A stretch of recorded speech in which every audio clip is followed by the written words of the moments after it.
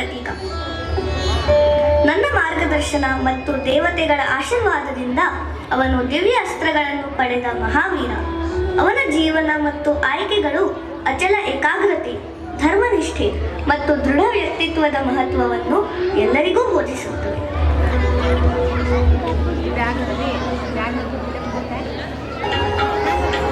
ಅರ್ಜುನನು ಬಾಲ್ಯದಲ್ಲಿಯೇ ದ್ರೋಣಾಚಾರ್ಯರ ಆಶ್ರಮದಲ್ಲಿ ಪಾಂಡವರೊಂದಿಗೆ ವಿದ್ಯಾಭ್ಯಾಸ ಮಾಡುತ್ತಿದ್ದನು.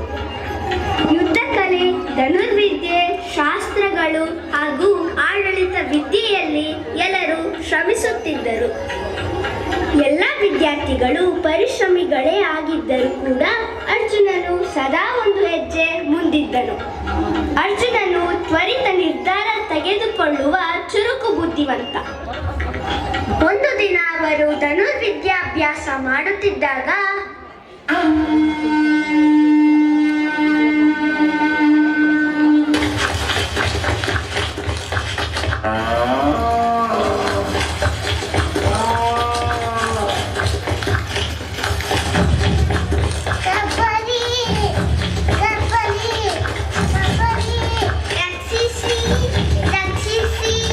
ನಿಷಾದರು ಬಂದಿದ್ದಾರೆ. ನನಗೆ ಭಯ ಆಯ್ತೈತೆ. ಗೋವುಕಳ್ಳರು ನಮ್ಮ ಗೋವುಗಳನ್ನು ಓಡಿಸಿಕೊಂಡು ಹೋಗುತ್ತಿದ್ದಾರೆ. ಈ ಗೋವುಗಳು ನನ್ನ ಆಶ್ರಮದ ರಕ್ಷೆಯಲ್ಲಿವೆ. ವಿದ್ಯಾರ್ಥಿಗಳೇ, ಯಾರು ಅವುಗಳನ್ನು ರಕ್ಷಿಸಿ ಮರಳಿ ತರುತ್ತಾರೆ?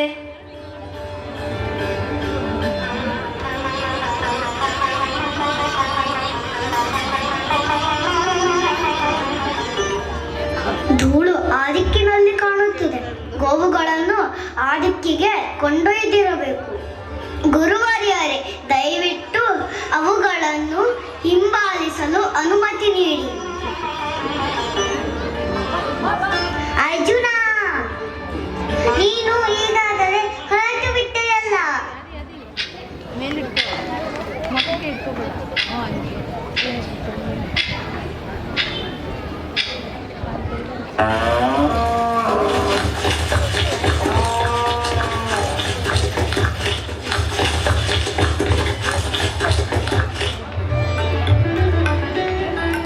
ಅರ್ಜುನ, ನೀನು ಚುರುಕು ಚಿಂತಕ. ಇತರರು ಏನು ಮಾಡಬೇಕು ಎಂದು ಯೋಚಿಸುತ್ತಿದ್ದಾಗ ನೀನು ತಕ್ಷಣ ನಿರ್ಧಾರ ತೆಗೆದುಕೊಂಡು ಕಾರ್ಯಪ್ರವೃತ್ತನಾದೆ.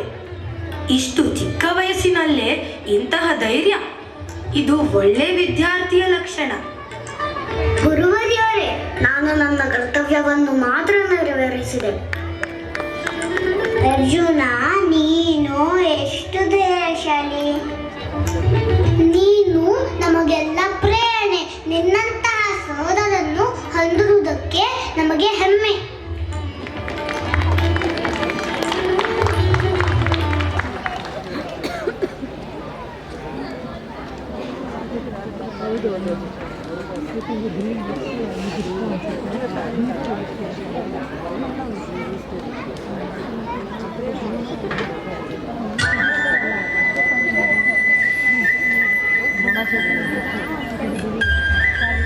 ಪಾಂಡವರು ಮತ್ತು ಕೌರವರು ತಮ್ಮ ಮನೆಯ ಭೇಟಿ ಮುಗಿಸಿ ಮರಳಿ ಬಂದಿದ್ದಾರೆ.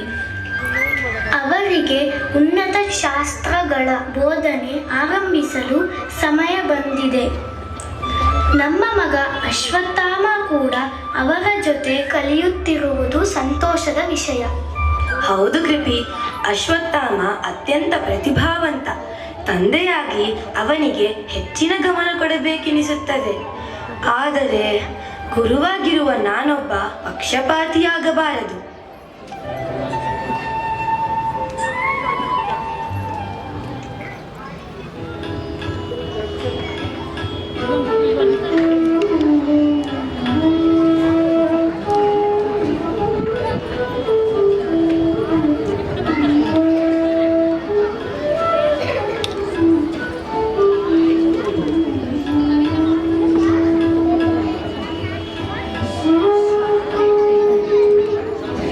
ಮಕ್ಕಳೇ, ನಾಳೆಯಿಂದ ತರಗತಿ ಆರಂಭಕ್ಕೂ ಮುನ್ನ ನೀವು ಒಂದು ಕೆಲಸವನ್ನು ಮಾಡಬೇಕು. ಗುರುಗಳೇ, ನೀವು ಹೇಳಿದ್ದನ್ನೆಲ್ಲ ನಾವು ಪಾಲಿಸುತ್ತೇವೆ. ದಯ ಪ್ರತಿದಿನ ಪ್ರಾತಃ ಕಾಲದಲ್ಲಿ ಪ್ರತಿಯೊಬ್ಬರು ಗುರುಮಾತೆಗೆ ಒಂದು ನೀರಿನ ಮಡಕೆಯನ್ನು ತುಂಬಿ ತರಬೇಕು. ಆ ಕೆಲಸ ಮುಗಿಸಿದ ನಂತರ ತರಗತಿಗೆ ಬರಬೇಕು. ಆಗಲಿ ಗುರುಗಳೇ, ನಮ್ಮ ಪ್ರಾತಃ ಕಾರ್ಯಗಳ ನಂತರ ನದಿಗೆ ಹೋಗಿ ಮಡಿಕೆಯನ್ನು ತುಂಬಿ ತರುತ್ತೇವೆ. ಈಗಲೇ ಮಡಕೆಗಳನ್ನು ವಿತರಿಸುತ್ತೇನೆ. ಗಮನದಲ್ಲಿಡಿ, ಮಡಕೆಯನ್ನು ಸಂಪೂರ್ಣ ತುಂಬಿಸಿ ತರಬೇಕು. ನಾನು ಎಲ್ಲರೂ ಬರುವುದನ್ನು ಕಾಯುವುದಿಲ್ಲ. ಮೊದಲಿಗೆ ಯಾರು ಕೆಲಸ ಮುಗಿಸಿ ಬರುತ್ತಾರೋ ಅವರ ಜೊತೆಗೆ ತರಗತಿ ಆರಂಭವಾಗುತ್ತದೆ. ಸರಿ ಗುರುಗಳೇ.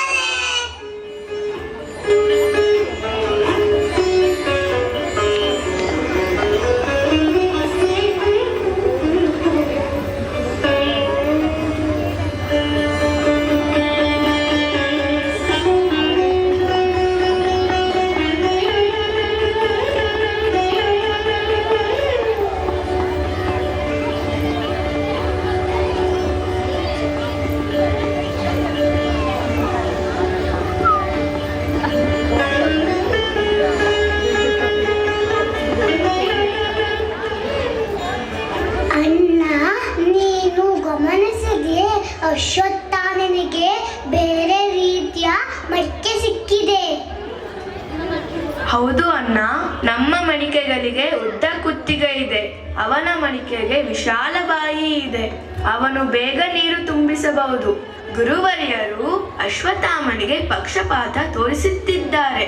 ಅವರು ಹೀಗೆ ಹೇಗೆ ಮಾಡಬಹುದು? ಪರವಾಗಿಲ್ಲ, ಗುರುವರಿಯರು ಹೇಳಿದಂತೆ ನಾವು ಮಾಡೋಣ ಮತ್ತು ನೀರನ್ನು ತರೋಣ. ಇದಕ್ಕೆ ಅವರದೇ ಏನೋ ಕಾರಣ ಇರಬಹುದು.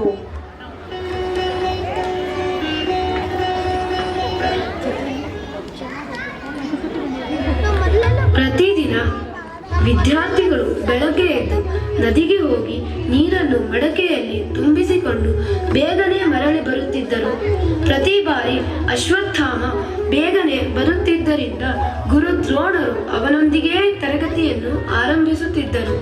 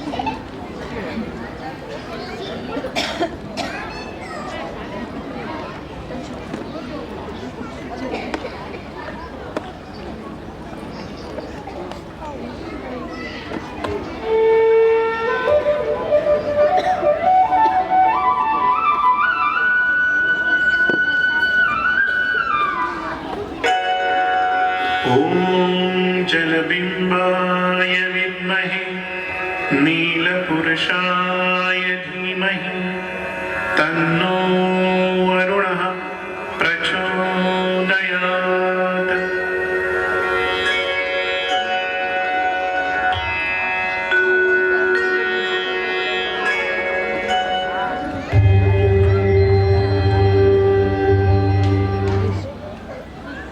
ಅರ್ಜುನ, ಇಂದಿನ ಕೆಲಸವನ್ನು ನೀನು ಮಾಡಲಿಲ್ಲವೇ? ತಂದೆ, ನಾನು ಎಂದಿನಂತೆ ನನ್ನ ಕೆಲಸವನ್ನು ಮುಗಿಸಿ ಮಡಕೆಯನ್ನು ಗುರುಮಾತೆಯ ಬಳಿ ಇಟ್ಟು ಬಂದಿದ್ದೇನೆ. ಅರ್ಜುನ, ನೀನು ಇಂದು ಹೇಗೆ ಇಷ್ಟು ಬೇಗ ಬಂದೆ? ನೀನು ಯಾವುದೋ ಮೋಸ ಮಾಡಿರಲೇಬೇಕು. ಗುರುವರಿಯರೇ, ನದಿಯಿಂದ ತಡವಾಗಿ ಬರುತ್ತಿದ್ದರಿಂದ ನಾನು ನಿಮ್ಮ ಪಾಠಗಳನ್ನು ತಪ್ಪಿಸುತ್ತಿದ್ದೆ. ಅದಕ್ಕಾಗಿ ನೀರನ್ನು ತುಂಬಿಸುವ ಕಾರ್ಯವನ್ನು ಹೇಗೆ ಶೀಘ್ರವಾಗಿ ಮಾಡಬಹುದು ಎಂದು ನಾನು ಯೋಚಿಸತೊಡಗಿದೆ. ವರುಣ ಮಂತ್ರ ಸಹಾಯ ಮಾಡುತ್ತದೆ ಎಂದು ಅದನ್ನು ಕಲಿತು ವರುಣ ದೇವರನ್ನು ಆಹ್ವಾನಿಸಿದೆ. ಹೀಗಾಗಿ ನನ್ನ ಮಡಿಕೆ ತಕ್ಷಣವೇ ತುಂಬಿತು. ಇನ್ನು ಮುಂದೆ ನಾನು ನಿಮ್ಮ ಪಾಠಗಳನ್ನು ಯಾವತ್ತೂ ತಪ್ಪಿಸುವುದಿಲ್ಲ. ನಿನ್ನ ವಿದ್ಯಾಭ್ಯಾಸದ ಮೇಲಿನ ಹಂಬಲವನ್ನು ನೋಡಿ ನಾನು ತುಂಬಾ ಸಂತೋಷಗೊಂಡಿದ್ದೇನೆ. ನಾನು ಕಲಿಸಿದ ಜ್ಞಾನವನ್ನು ನೀನು ಸರಿಯಾಗಿ ಉಪಯೋಗಿಸಿದ್ದೀಯ. ನೀನು ಆದರ್ಶ ಶಿಷ್ಯ ಅರ್ಜುನ. ಆಯುಷ್ಮಾನ್ ಭವ.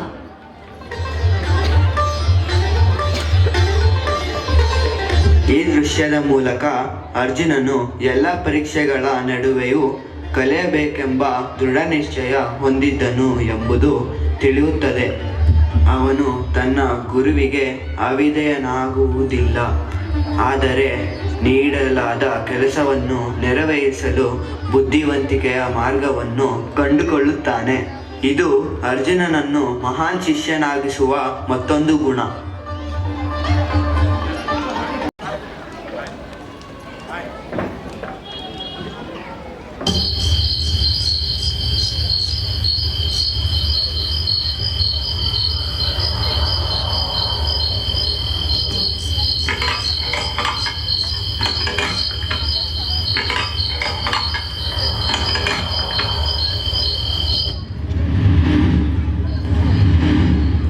ಅಯ್ಯೋ, ಕತ್ತಲಾಯಿತಲ್ಲ, ಏನೂ ಕಾಣಿಸುತ್ತಿಲ್ಲವಲ್ಲ. ಗುರುಮಾತೆ, ಈ ಊಟ ತುಂಬಾ ರುಚಿಯಾಗಿದೆ. ಉಳಿದಿರುವುದನ್ನೆಲ್ಲ ನಾನೇ ಮುಗಿಸುತ್ತೇನೆ. ಅಣ್ಣ, ಭೀಮ, ನನಗೆ ಏನೂ ಕಾಣುತ್ತಿಲ್ಲವಲ್ಲ.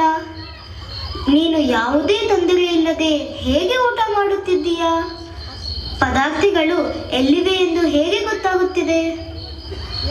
ಅರ್ಜುನ, ನಾವು ಪ್ರತಿದಿನ ಊಟ ಮಾಡುತ್ತಿದ್ದೇವೆ. ನಮ್ಮ ಇಂದ್ರಿಯಕ್ಕೆ ಬಾಯಿ ಎಲ್ಲಿದೆ, ಕೈ ಹೇಗೆ ಹೋಗಬೇಕೋ ಎಂಬುದು ಸ್ವಾಭಾವಿಕವಾಗಿ ಗೊತ್ತಿರುತ್ತದೆ. ಆಹಾ, ಈ ಸಂಡಿಗೆ ಎಷ್ಟು ಚೆನ್ನಾಗಿದೆ.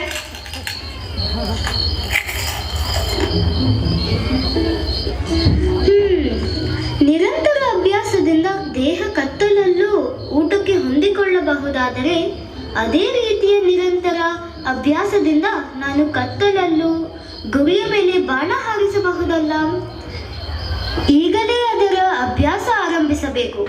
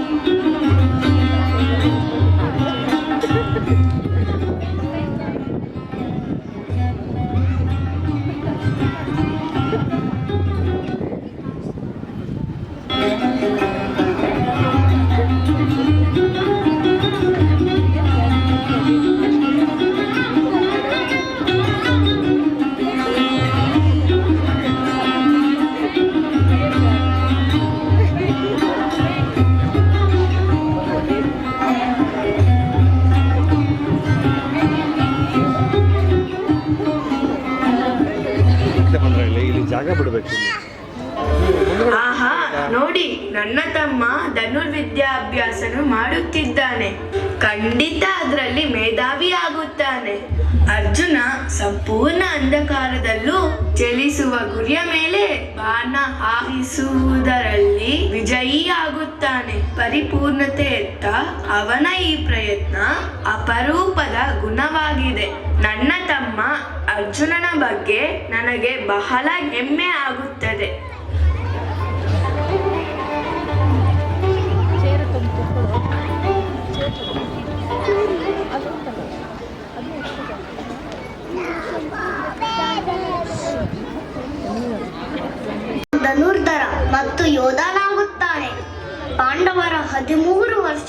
ವನವಾಸದ ಅವಧಿಯಲ್ಲಿ ಕೌರವರು ಶಕ್ತಿಶಾಲಿ ಯೋಧರು ಮತ್ತು ದಿವ್ಯ ಅಸ್ತ್ರಗಳನ್ನು ಹೊಂದಿದ್ದಾರೆಂಬುದನ್ನು ಪಾಂಡವರು ಅರಿಯುತ್ತಾರೆ.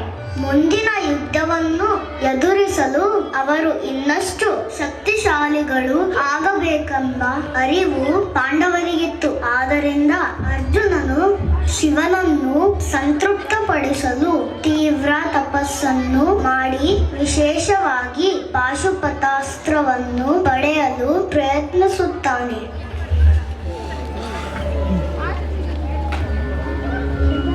ಓಂ ನಮಃ ಶಿವಾಯ. ಓಂ ನಮಃ ಶಿವಾಯ. ಓಂ ನಮಃ ಶಿವಾಯ.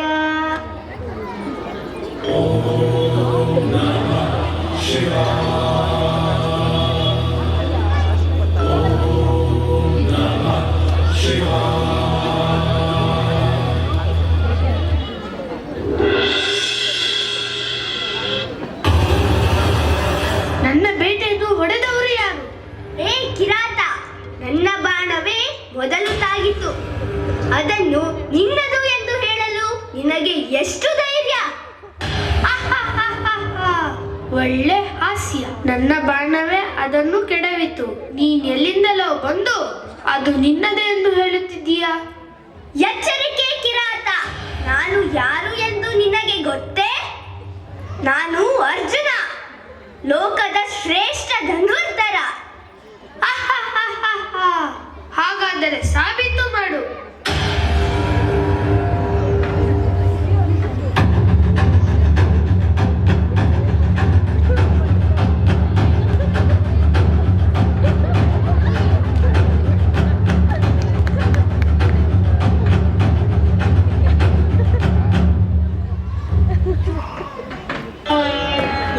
ಅವನು ಖಂಡಿತವಾಗಿಯೂ ದಿವ್ಯ ಶಕ್ತಿ ಉಳ್ಳವನೇ ಆಗಿರಬೇಕು. ಈಶ್ವರ, ಇದು ನೀನು ನನಗೆ ನೀಡಿರುವ ದೈವಿ ಪರೀಕ್ಷೆಯೇ? ದಾರಿ ತೋರಿಸು ತಂದೆ.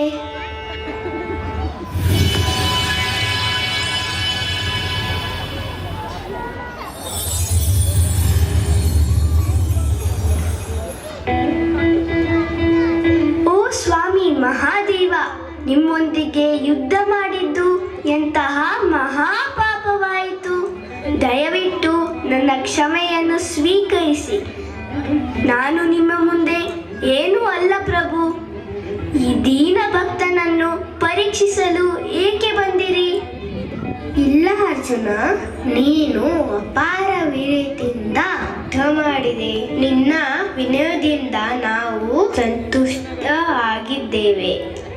ನಿನ್ನ ಶೌರ್ಯ ಯುಗ ಯುಗಾಂತರಗಳವರೆಗೆ ಕೀರ್ತಿಸಲ್ಪಡಲಿ ಮಗನೇ. ಅರ್ಜುನ, ಇದೋ ನಾನು ನಿನಗೆ ಪಾಶುಪತಾಸ್ತ್ರವನ್ನು ಅನುಗ್ರಹಿಸುತ್ತಿದ್ದೇನೆ. ಇದು ಮಹಾ ಅಸ್ತ್ರ. ಈ ಅಸ್ತ್ರದಿಂದ ಇಡೀ ಭೂಮಂಡಲವನ್ನು ದಹಿಸಿ ಬಿಡಬಹುದು. ಇದರ ಅಧೀನತೆ ನಿನ್ನನ್ನು ಅತಿ ಪ್ರಭಾವಶಾಲಿಯಾಗಿ ಮಾಡುತ್ತದೆ. ಆದರೆ ಎಚ್ಚರಿಕೆ, ಇದನ್ನು ಯಾವುದೇ ಕ್ಷುದ್ರ ಜೀವಿಗಳ ಮೇಲೆ ಅಥವಾ ಮಾನವರ ಮೇಲೆ ಬಳಸಬಾರದು. ಬಳಸಿದರೆ ಸಂಪೂರ್ಣ ಬ್ರಹ್ಮಾಂಡವೇ ನಾಶವಾಗುತ್ತದೆ. ಓಂ ನಮಃ ಶಿವಾಯ. ಅರ್ಜುನನು ಯಾರಿಗೂ ಭಯಪಡುವವನಲ್ಲ. ಆದರೆ ಸಮಾನ ಶಕ್ತಿಯವನನ್ನು ಎದುರಿಸಿದಾಗ ಅವನು ಧೈರ್ಯಶಾಲಿಯೇ ಆದರೂ ವಿನಯಶೀಲನಾಗಿರುತ್ತಾನೆ.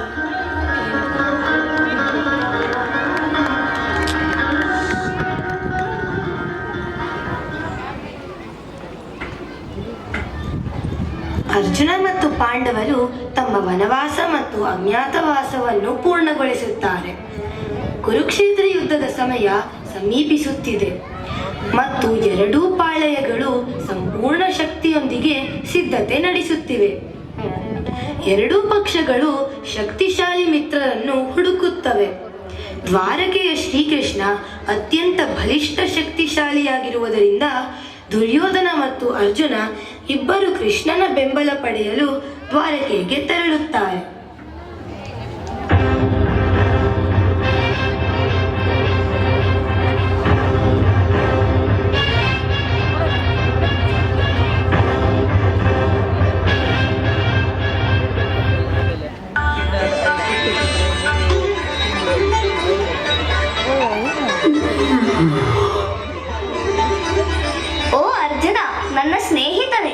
ನೀನು ಇಲ್ಲಿ ಬಂದಿರುವ ಕಾರಣ?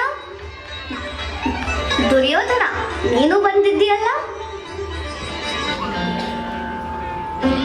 ಕುರುಕ್ಷೇತ್ರ ಯುದ್ಧದ ಸಂದರ್ಭದಲ್ಲಿ ಕೌರವರ ಪರವಾಗಿ ನಿಮ್ಮ ಬೆಂಬಲವನ್ನು ಕೇಳಲು ಬಂದಿದ್ದೇನೆ. ಪ್ರಭು, ಪಾಂಡವರ ಪರವಾಗಿ ನಿಮ್ಮ ಸಹಾಯವನ್ನು ಬೇಡಲು ಬಂದಿದ್ದೇನೆ. ನನಗೆ ತಿಳಿಯಿತು. ಸರಿ, ನಿಮ್ಮ ಇಬ್ಬರಿಗೂ ನಾನು 2 ಆಯ್ಕೆಗಳನ್ನು ನೀಡುತ್ತೇನೆ.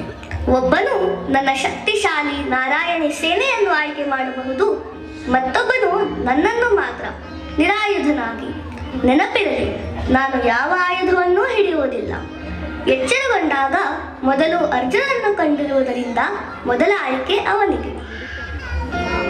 ವಾಸುದೇವ, ನಿನ್ನನ್ನೇ ನಾನು ಆಯ್ಕೆ ಮಾಡುತ್ತೇನೆ. ನಮ್ಮನ್ನು ವಿಜಯದೆಡೆಗೆ ಮಾರ್ಗದರ್ಶನ ಮಾಡಲು ನೀನೊಬ್ಬನೇ ಸಾಕು. ನನಗೆ ಬೇರೆ ಯಾವುದೂ ಬೇಡ. ಓ ಕೃಷ್ಣ, ದಯವಿಟ್ಟು ನಿಮ್ಮ ಶಕ್ತಿಶಾಲಿ ನಾರಾಯಣ ಸೇನೆಯನ್ನು ನಮಗೆ ನೀಡಿರಿ. ಇಂತಹ ಸೇನೆ ನಮ್ಮೊಂದಿಗೆ ಇದ್ದರೆ ಪಾಂಡವರನ್ನು ಸುಲಭವಾಗಿ ಸೋಲಿಸಬಹುದು. ನಿಮಗೆ ನನ್ನ ಹೃತ್ಪೂರ್ವಕ ಕೃತಜ್ಞತೆಗಳು. ಹಾಗೇ ಆಗಲಿ.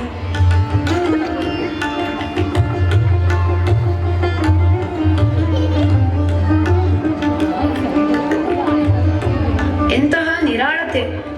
ಒಂದು ಕ್ಷಣ ನನಗೆ ಭಯವಾಯಿತು. ಅವನು ಶಕ್ತಿಶಾಲಿ ನಾರಾಯಣಿ ಸೇನೆಯನ್ನು ಕೇಳಿಬಿಡುವನೇನೋ ಎಂದು. ಆದರೆ ಇಲ್ಲ, ಅವನಿಗೆ ಬೇಕಾಗಿದ್ದು ಕೃಷ್ಣ ಮಾತ್ರ, ಅದು ಶಸ್ತ್ರವಿಲ್ಲದೆ.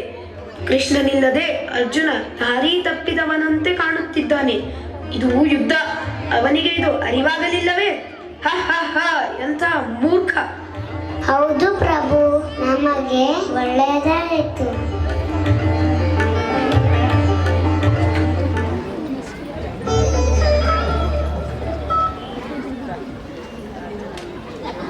ಕೃಷ್ಣನನ್ನು ತನ್ನ ಗುರು ಮತ್ತು ಮಾರ್ಗದರ್ಶಕನಾಗಿ ಪರಿಗಣಿಸಿದ್ದನು. ಕೃಷ್ಣನಿಲ್ಲದೆ ತನ್ನ ಜೀವನವೇ ದಾರಿ ತಪ್ಪಿದಂತೆ ಎನ್ನುವ ಭಾವನೆ ಅವನಲ್ಲಿತ್ತು. ಭಗವಂತನೊಬ್ಬನೇ ತನ್ನ ಪಕ್ಕದಲ್ಲಿದ್ದರೆ ವಿಜಯಕ್ಕೆ ಸಾಕು ಎಂದು ಅವನು ನಂಬಿದ್ದ.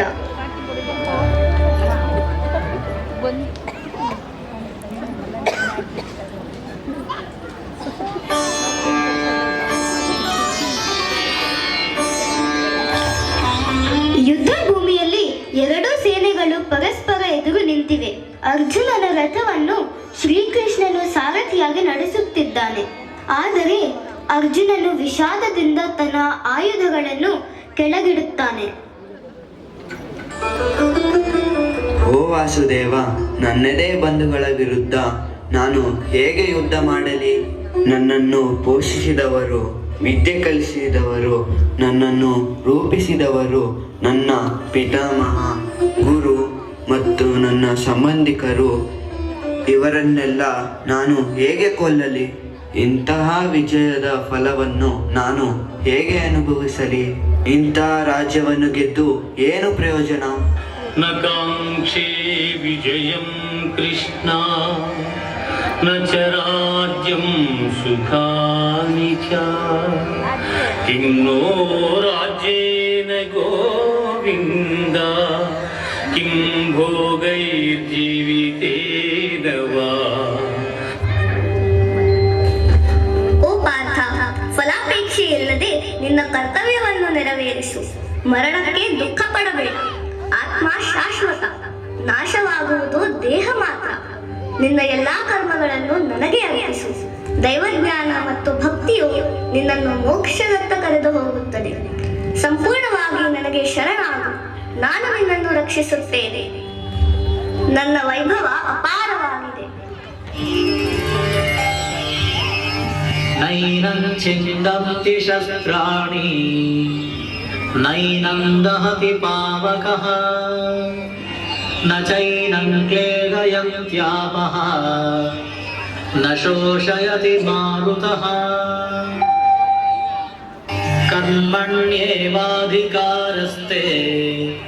ಮಾ ಫಲೇಷು ಕದಾಚನ ಮಾ ಕರ್ಮ ಫಲಹೇತುರ್ಭೂಃ ಮಾ ತೇ ಸಂಗೋಸ್ತ್ವ ಕರ್ಮಣಿ. ಯದಾ ಯದಾ ಹಿ ಧರ್ಮಸ್ಯ ಗ್ಲಾನಿರ್ಭವತಿ ಭಾರತ अभ्युत्थानमधर्मस्य तदात्मानं सृजाम्यहम् ಪ್ರಭು, ದಯಮಾಡಿ ನಿಮ್ಮ ವೈಭವದ ದರ್ಶನವನ್ನು ನನಗೆ ನೀಡಿರಿ. ಓ ಪಾರ್ಥ, ನಿನಗೆ ದಿವ್ಯ ದೃಷ್ಟಿಯನ್ನು ನೀಡುತ್ತೇನೆ, ನನ್ನನ್ನು ನೋಡು.